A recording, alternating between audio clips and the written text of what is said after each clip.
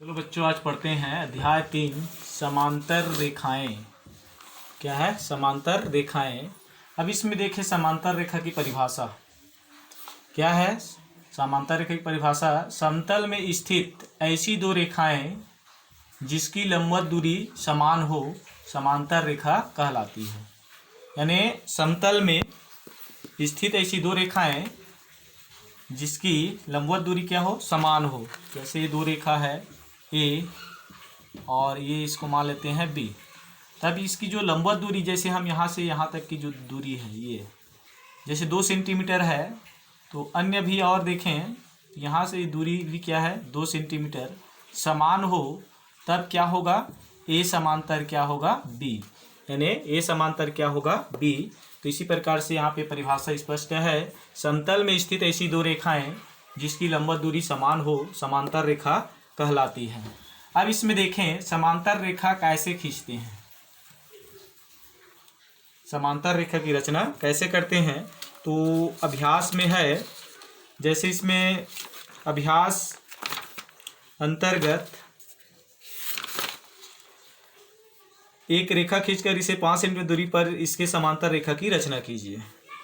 एक रेखा खींचना है और इसमें 5 सेंटीमीटर दूरी पर समांतर रेखा की रचना करना है।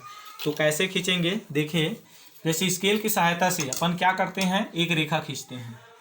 तो स्केल जैसे इसमें हम रचना करते हैं समांतर रेखा की रचना, एक क्या करते हैं? एक रेखा खींचते हैं। ये रेखा हो गया, जैसे ए बी है।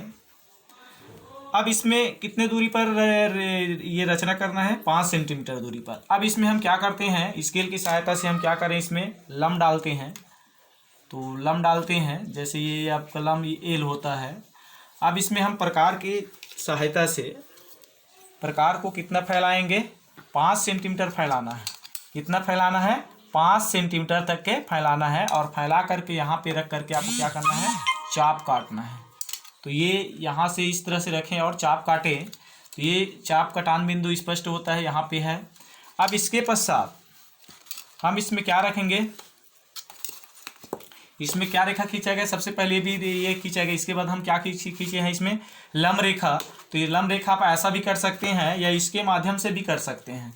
जैसे ये आपका एक ये होता है एक चाप, और इसके पश्चात एक, और ये दूसरा, और ये क्या होता है? तीसरा। तो ये लंब रेखा के लिए है। या फिर स्केल की सहायता से आप डायरेक्टली ऐसा करना चाहें तो भी कर सकते हैं। तो इस तरह से लंब रेखा होता है। अब इसके पश्चात फिर ये जो बिंदु प्राप्त हुआ, जैसे इसको हम ले लेते हैं सी बिंदु है। अब हम इसमें क्या करेंगे? प्रकार लेंगे और जो कार्य यहाँ पे किए थे इस जगह पे, वैसी कार्य यहाँ पे करना है। तो एक चाप इस तरह से ये होता है, फिर ये कटिंग ये, और फिर आगे आपका चाप कटिंग होता है। तो इस तरह से ये सीधा रेखा जाता है। अब स्केल की सहायता से हम इसको क्या करेंगे? सीधा ऐसा बढ़ा सकते हैं। तो ये इस तरह से इसको हम x और इसको क्या कर दें? y। तो ये समांतर रेखा की रचना हो सकती है। ये जो दूरी कितनी है? 5 सेंटीमीटर की दूरी है। कितनी है? 5 सेंटीमीटर की दूरी है।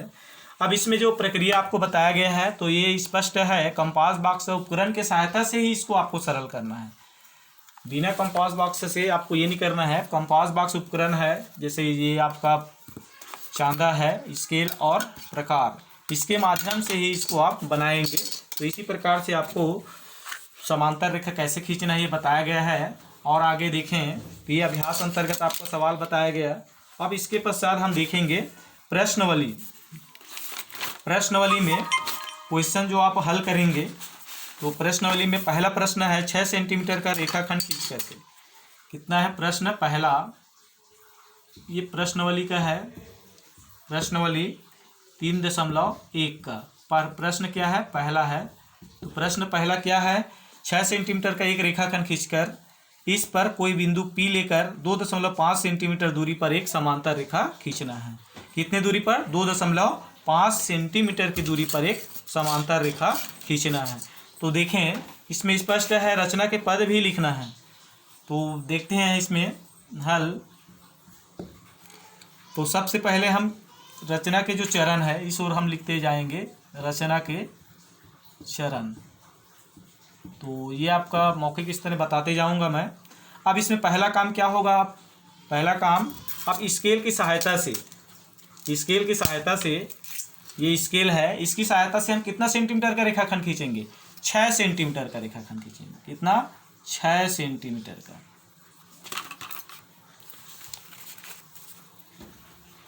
6 सेंटीमीटर का रेखाखंड खींचते हैं। जैसे ए और बी होता है, कितना सेंटीमीटर का है ये? 6 सेंटीमीटर। यानी स्केल की सहायता से आपको खींचना है। तो पहला कार्य क्या हुआ? ए बी बराबर 6 सेंटीमीटर का रेखाखंड खींचे, रेखाखंड खींचे, ये पहला कार्य है। फिर दूसरा देखेंगे हम क्या लेते हैं। अब इसमें हम क्या प्रकार लेते हैं, और प्रकार व स्केल की सहायता से यहाँ पे प्रकार लिए यहाँ पे रखते हैं। और आपको बताया गया है जस्ट अभी आगे कि ये आपका एक चाप होता है, फिर यहाँ से एक चाप होगा, जैसे ये एक चाप हो जाता है, फिर यहाँ से एक चाप, फिर ये यहाँ से, फिर ऊपर में इस तरह से ये लंब रेखा ऐसा खींचा जाता है। तो जैसे इसका हम ले लेते हैं एल, तो ये किसके सहायता से है? प्रकार व स्केल, प्रकार व स्केल की सहायता से, की सहायता से लंब रेखा खींचे, लंब रेखा एल खींचे। अब यहाँ पे एल खींचा गया। अब हम क्या करेंगे? कितने सेंटीमीटर की दूरी पर ये कर रहा है? 2.5।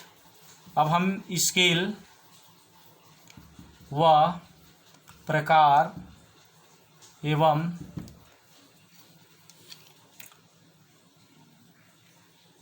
प्रकार की सहायता से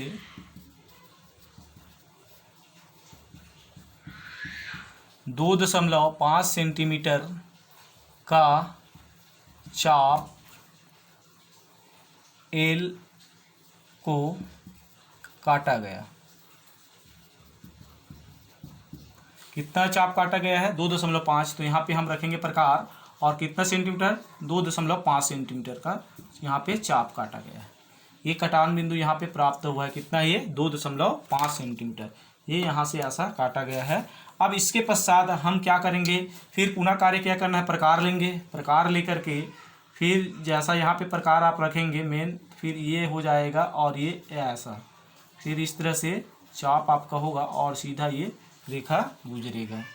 तो इसी प्रकार से स्केल यहाँ पे रख करके, स्केल की सहायता से फिर इसको आप सीधा आगे कर सकते हैं।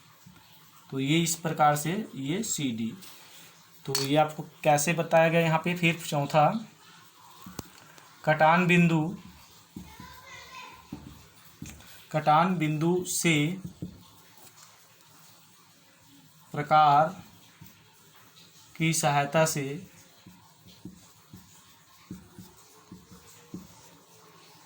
लंब रेखा व एक रेखा स्केल की सहायता से